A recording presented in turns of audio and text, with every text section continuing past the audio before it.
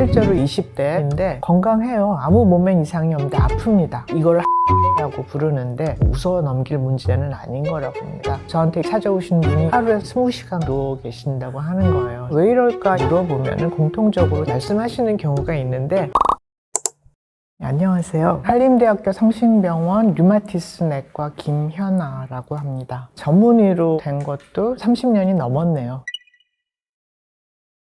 얼마 전 통계가 나왔었는데 젊은이들이 무려 45%, 절반 가까이가 비만이라는 통계가 나왔습니다. 그리고 지금 이미 젊은 연령에서 10% 정도가 당뇨병으로 치료를 받고 있는 상황이거든요. 대사증후군이라 하면 성인병의 대표적인 지표죠. 복부 비만, 혈압, 당뇨, 중성지방과 콜레스테롤 이 5가지 지표로 평가를 하는데, 왜 이게 문제가 되냐면 동맥경화라는 현상이 있어요. 이게 수년에 걸쳐서 천천히 진행을 하다가 어느 날 혈관이 딱 막히게 되면 뇌졸중이라든지 심근경색 이런 일이 어느 날 갑자기 생기는 겁니다. 그래서 대사증후군에 대해서 경각심을 가져야 하는 거죠. 그래서 왜 이럴까 물어보면 공통적으로 장시간 노동이 있습니다. 심지어는 밤낮이 바뀌기도 하고요. 야근하면 어떤가요? 배고프잖아요. 이렇게 시간이 없으면 전자레인지나 에어프라이 돌려서 초가공 식품을 먹어야 하거든요. 초가공 식품이라는 거는 우리가 먹는 일반적인 자연식에 비해서 훨씬 많은 양을 먹도록 되거든요. 랩을 보면 듣도 보도 못한 성분들이 되게 많이 들어있잖아요. 근데 그 가공물이 우리가 느끼기 굉장히 맛있다고 느끼게 됩니다. 또 보시다시피 장시간 노동에 시달리는 사람이 바로 밥을 먹을 수 있게 하는 식단이기 때문에 비만으로 이어질 수 있는 환경이 되는 거죠. 20대, 30대 초반 굉장히 많이 보이는 환자들인데 병이 없는데도 병이 있는 것처럼 느껴지거나 환경이 너무 좋지 않아서 병을 만드는 경우들을 저는 가짜 환자라고 정의를 합니다. 건강해요. 아무 몸에 이상이 없는데 아픕니다. 일상생활 하기도 어려운데 온갖 병원들 다니면서 검사를 막 해도 아무 이상도 없고 약을 먹어도 약이 듣지를 않습니다. 그래서 저한테 이렇게 찾아오신 분이 있는데 제가 3가지를 물어봅니다. 불안하십니까? 잠을 잘 못 주무십니까? 우울하십니까? 이게 3가지 정서를 가지고 있으면 아무 이유 없이 몸이 아플 수가 있어요. 젊은 세대의 국민병이 되지 않았나 하는 우울한 생각이 들고요. 이게 신체화 장애라고 부르는데, 신체화 장애란 실제로 몸에 이상이 없음에도 불구하고 정신적인 요인 때문에 다양한 증상이 나타나는 경우입니다. 대표적으로 아픈 것만이 아니고 숨이 잘 안 쉬어진다든지 가슴이 막 뛴다든지 이런 다양한 증상이 나타나는데, 물론 병원에서 검사를 해보면 아무런 이상을 발견할 수가 없겠죠. 사실 우리 뇌는 이렇게 통증 반응이 있으면 이거를 눌러놓는 신호를 보내는 기능이 있거든요. 그런데 이렇게 정신적으로 이제 스트레스나 이런 문제가 생기면 우리 몸에서 나오는 천연 진통 시그널이 없어지게 됩니다. 그러면은 이유 없이 몸이 아플 수밖에 없어요. 그리고 약도 듣지를 않고, 진통제는 대부분 몸에 뭐 염증이 있다든지 이럴 때 들으라고 만든 약인데 이렇게 정신적인 문제는 이런 약이 듣지를 않죠. 그리고 이렇게 몸이 아프면 활동이 적어지게 되고, 그렇게 되면은 또 아까 말씀드린 대사증후군들이 다 같이 따라오는 이 악순환이 있거든요. 실제로 20대 청년인데 진찰을 해보면 정말 몸에 아무 이상이 없어요. 그런데 귀에 이렇게 귀지가 하얗게 들어있습니다. 그래서 이제 하루에서 몇 시간 정도 누워 계시냐 물어봤더니 20시간 가까이 누워 계신다고 하는 거예요. 20시간 누워있는 거 정말 어렵거든요. 방 밖에 잘 안 나간대요. 그러니까 고립, 은둔, 청년, 이게 제 진단이죠. 우리나라에서만 나온 얘기가 아니고 영국에 고독부라고 하는 정부 부처가 생겼어요. 고독부 장관이 있었어요. 그래서 사람들이 다 웃었어요. 처음에는 이게 뭔 소리냐 그랬는데 지금 그거 가지고 웃는 사람 아무도 없습니다. 이게 고립과 고독이 실제로 정신적인 고통뿐만이 아니고 신체 질환들, 심지어는 치매와 심장질환, 뇌졸중까지도 위험 인자가 올라간다는 것이 알려져 있기 때문에 이 사회적인 고립이라는 것이 절대로 웃어 넘길 문제는 아닌 거라 봅니다. 이거를 바로 반짝 일어나서 행동하는 것보다는 침대에 누워있는 시간을 1시간씩만이라도 좀 줄이자, 밖에 어떻게든지 나가서 걷기라도 해보자, 이제 이렇게 해서 접근을 한 경우가 있고요. 더 나쁜 결과가 생기는 거는 막을 수 있었다는 생각은 듭니다. 저는 이제 가짜 환자라는 책을 쓰면서 여러분들을 만나게 됐는데, 가짜 환자의 가장 문제되는 한 가지 유형이 아플 이유가 이렇게 없는데도 건강한 젊은이들이 사회 환경적인 요인으로 환자가 되는 경우를 하나를 들었고요. 2번째 유형은 첨단 의료, 첨단 검사 기술에 의해서 자잘한 이상들이 발견이 되면서 환자가 돼버리는, 이게 이제 2번째 유형입니다. 마지막으로 고령화 사회에 접어들면서 노화와 질병의 경계가 굉장히 굉장히 애매해지면서 노화가 질병으로 둔갑하는 이런 경우에 가짜 환자가 또 있을 수 있겠습니다.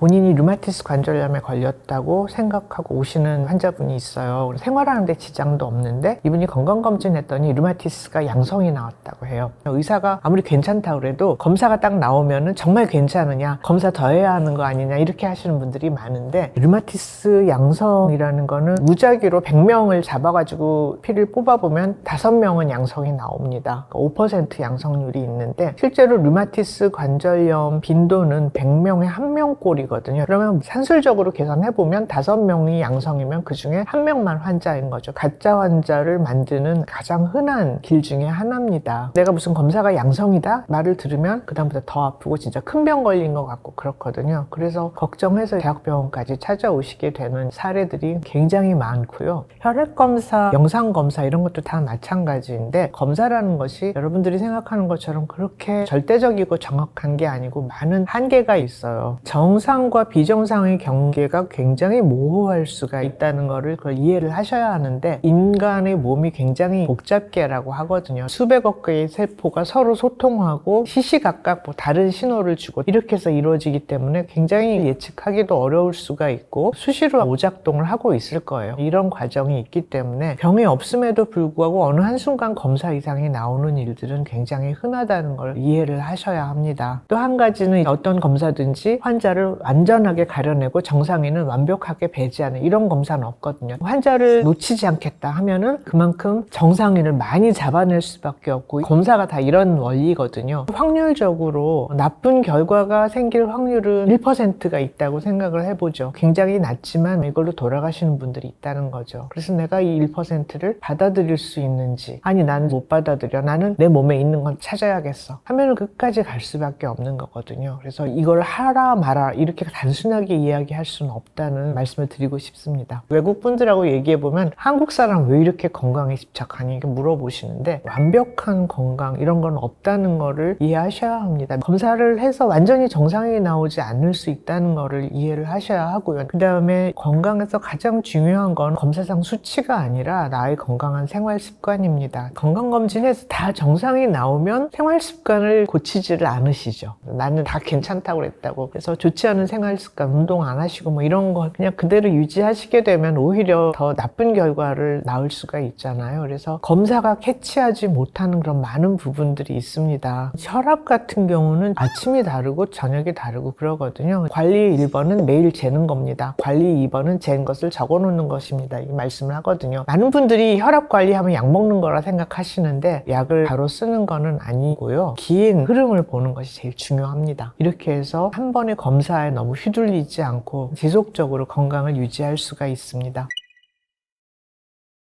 지금 우리나라 진료실이 만연한 문제가 3분 진료거든요. 환자를 찬찬히 살펴보고 얘기를 잘 듣고 하는 시간이 다 없어지는 겁니다. 3분 동안 할 수 있는 게 별로 없어요. 그럼에도 불구하고 진료 시간이 조금이라도 긴 의사가 있으면 믿으셔도 좋아요. 왜냐하면 이런 분들은 압력받거든요. 환자 더 보라고. 그런 모든 압력을 다 물리치고 이 정도 시간은 환자를 봐야지, 이런 분들은 믿어도 되지 않으시겠습니까? 그리고 이상하다 생각하실 수 있는데 지켜보죠. 지금은 잘 모르겠는데요. 이 말 하시면 믿으셔도 돼요. 사람 몸이라는 게 어떤 문제가 생겼을 때 조금 시간을 두고 관찰을 해야지 답이 나오는 수가 굉장히 많거든요. 좀 기다려보자, 이 말은 실력 없으면 못해요. 당장 뭘 해야 할 정도로 심각한 문제는 아니야. 그러면 이제 기다려보자는 말을 할 수가 있거든요. 이런 말 하는 사람 믿으셔도 좋다고 말씀드리겠습니다.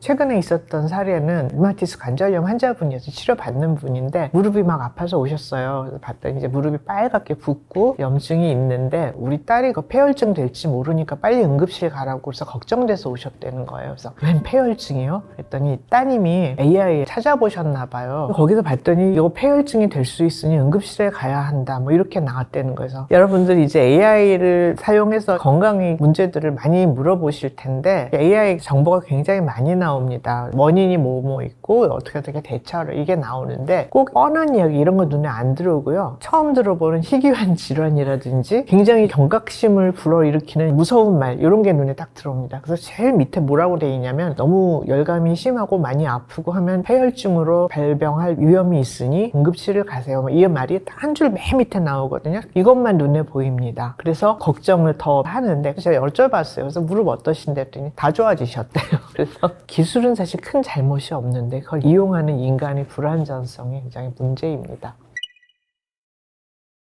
가장 많은 게 손에 오는 퇴행성 관절염인데 옛날에 우리 할머니를 보면 마디가 막 이렇게 굵어졌잖아요. 뼈가 튀어나온다고 표현을 하는데 이런 게 생기는 분들이 있습니다. 나만 손이 이렇게 됐어요. 내 친구들은 안 그런데 고쳐주세요 말씀하시는 경우가 있는데 퇴행성 관절염은 치료약이 없어요. 제가 치료약 없다고 그러면 경악을 금하지 못하시는 약을 먹는다고 병이 더 좋아지는 것도 아니거든요. 약이라고는 소염진 통제밖에 없거든요. 근데 이거 장기 복용하면 부작용 생기거든요. 그런데 이제 이거를 못 받아들이시는 분들이 많으세요. 그럼 어떻게 이러고 살라고요? 손 모양 변했다고 뭐라고 하는 친구 있으면 그런 친구 만나지 마세요. 이렇게 말도 하기도 하는데 그래서 퇴행성 관절염과 같은 경우에 약을 쓰지 않고 방치하는 게 최선일 수 있다고 설명을 드리는데 제가 이상한 사람이 되죠 자꾸. 비뇨기과가 지금 제일 많이 하는 수술이 요실금 수술이고 이게 통계적으로 60이 넘으면 절반 정도가 있다고 합니다. 여자분들에 특히 많고요. 얘기하기도 어렵고 굉장히 당혹스럽잖아요. 그런데 이것도 노화의 현상이고요. 노인 인구의 50%가 생기면 이거를 병이라고 해야 하나? 굉장히 좀 애매한 면이 있죠. 노화 때 생기는 많은 문제들은 평소에 관리를 하게 되면 그래서 조금 예방을 할 수는 있어요. 그리고 요실금 방지 운동은 잘 알려져 있지 않아요. 케겔 운동이라고 해서 골반 기저부 근육을 강화시키는 그 운동인데 운동하시면은 많이 방지할 수가 있고요.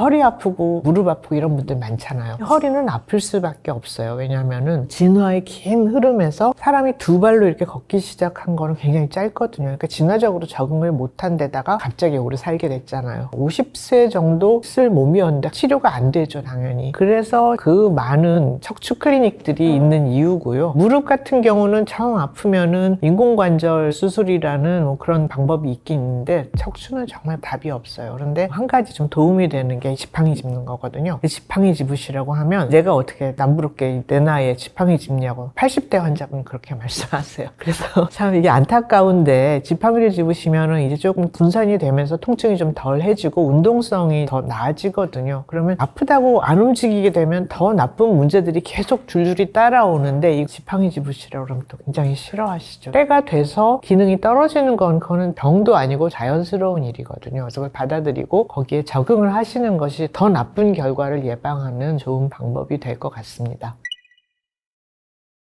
정말 극단적이라고 생각하시는 분들도 있는데 저는 어르신들이 병원 가까이서 꼭 살아야 한다고 말씀하시는 거에 대해서도 조금 의문이 생기긴 합니다. 왜냐면 병원에 들어가서 생기는 일들이 어떤 건지를 너무나 잘 알기 때문에 그렇습니다. 통계를 내보면은 이제 초고령 환자분들은 중환자실에 들어가셨다가 생존해서 퇴원할 확률이 절반 정도밖에 안 된다는 게 있는데 중환자실에서 이제 가족분이 돌아가시는 걸 본 분들은 다 아실 거예요. 처음에 가면은 여러 가지 수액들을 다 꼽고 그 다음에 인공호흡을 달고 임종 상태 되면 뭐 못 드시고 굉장히 상태가 나쁘잖아요. 검사해보면 무수하게 많이 이상이 나오거든요. 그런데 많은 분들이 착각하시는 게 폐렴으로 돌아가셨다 하는데 그거는 잘못된 겁니다. 돌아가실 때 돼서 폐렴된 거거든요. 살에 걸리면 알듯이 이물질이 기도로 넘어가면 막 하면서 굉장히 힘들잖아요. 그런데 어르신들은 이걸 뱉어낸 능력이 없어져요. 그 정도의 지경이 되면 24시간 누워있고 하면 계속 기도로 이물질이 넘어가면 폐렴이 안 생길 수가 없기 때문에 폐렴이 걸리는 건데 병원에 가면 이제 주객이 전도돼서 폐렴이 생겼다, 폐렴 치료하자 이렇게 된 거고 중환자실이 문제 중에 하나가 선망이라는 문제가 있어요. 들어가시면 정신이 좀 이상해지는 거예요. 이상한 환경이고 그러다 보니까 저는 저희 아버지 돌아가실 때 선망이 오면 이게 돌아오질 않는다는 걸 그때 처음 알았어요. 그러니까 중환자실 치료 끝나고 생존해서 나오셨는데 완전히 사람이 다른 사람이 된 거예요. 어떻게 보면 저희 아버지가 돌아가신 시점은 중환자실에 가셔서 그때가 돌아가신 시점이 아니셨을까 있을까? 우리나라에서 내가 불이 사고나 이런 문제로 회생이 불가능한 지경이 됐을 때 나는 인공호흡기나 심폐소생술이나 중환자실 치료에 준한 이런 치료를 하지 않겠다 하고 본인의 의사를 밝히는 것이 사전연명의료의향서거든요. 이게 많이 쓰시는데 이대로 안 돼요. 다 연명치료하고 돌아가시거든요. 제 환자의 예를 말씀드리겠는데 70대 류마티스 관절염 환자분인데 이분이 이걸 쓰셨더라고요. 그래서 이제 가족분들을 모아놓고 이분은 그냥 중환자실 안 가시고 돌아가셔야 할 것 같다 그랬더니 가족분들이 막 다 길게 뛰시는 거예요. 그거는 아무 의미도 없다고 할 거 다 해야 한다고 하시더라고요. 치료와 연명의 경계는 굉장히 모호합니다. 사실 죽음을 이기는 치료는 없고요. 다만 우리가 연명 치료를 하는 거는 임박한 죽음을 조금 더 뒤로 미루는 그거밖에는 할 수가 없거든요. 그래서 결국은 환자분 의사대로 조용히 돌아가셨는데 저는 굉장히 보람이 있더라고요. 환자분 의지가 강건하셨기 때문에 그걸 지켜드릴 수가 있어서. 한때 9988124라는 말이 있었어요. 99세까지 팔팔하게 살다가 하루 이틀 아프고 죽자. 가능하지 않습니다. 우리 몸이 쇠퇴하는 과정들이 다 있기 때문에. 그래서 이제 고승들, 스님들 돌아가시는 모습을 보면은 영감을 얻을 수가 있어요. 스님들이 끝이 됐다 생각하시면은 다 곡기를 끊고 골방에 이렇게 들어가셔서 참선하듯이 돌아가시거든요. 근데 저는 덕이 많지가 않아서 그렇게 할 수 있을지는 모르겠으나 그런 모습들 보시면서 해안을 얻으시기를 바랍니다.